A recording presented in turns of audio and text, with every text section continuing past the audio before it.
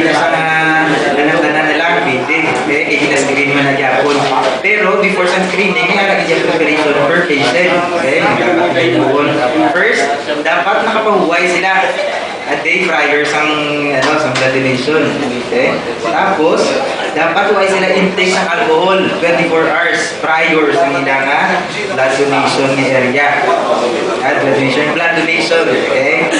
So, dapat huwag sila sa nagituman ng bulong. Ang maintenance ng bulong, hindi ng guro anay. I-lessen ko na lang ang risk ko. Niyara man po control ka ng hypertension, pwede ka pero hindi na lang natin total ni arap kita certain inflation ni pwede lesser ang risk go.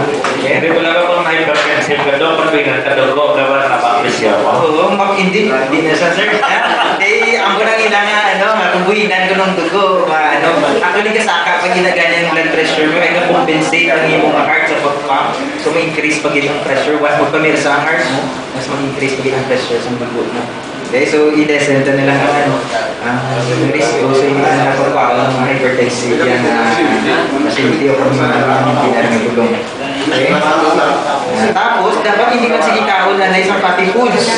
Okay? 24 hours bago sa blood donation.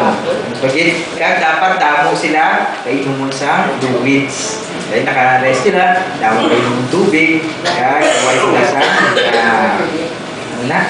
pinagtumar ng mga tulong prior sa blood donation. Okay? Tapos, may arawan kita mga limit sa age, sa edad ng pasyente na pwede mag-donate. Okay? Dapat 16 to 65 years old ang atong cut-off sa pwede mag 16 to 65 below sila dahil mo pwede kang mga minuto pa na sila kinamula may consent sa parents nila.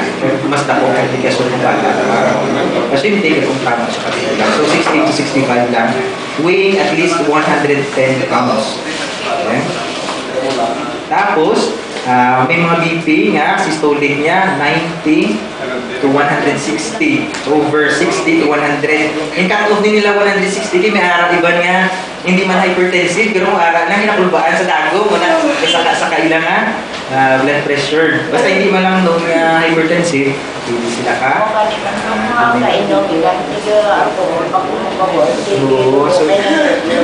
Sayang malagyan malinya sila pila ka oras. Ginakuhaan sila gyapon blood chem before sila donate. So hindi man sila gyapon mag-clear. Kaya may alteration sila sa CBC picture. So hindi man sila gyapon. Sayang lang sila po nila kami gyapon. Sige. Actually, ang umanang gina, no? Pag ang why sila sa mga illnesses, at least 2 weeks before sa blood donation. Why sila mga sakit, may history. Pero actually, mas screen naman na gyapon during sa blood donation. Okay, may mga pamangkot lang.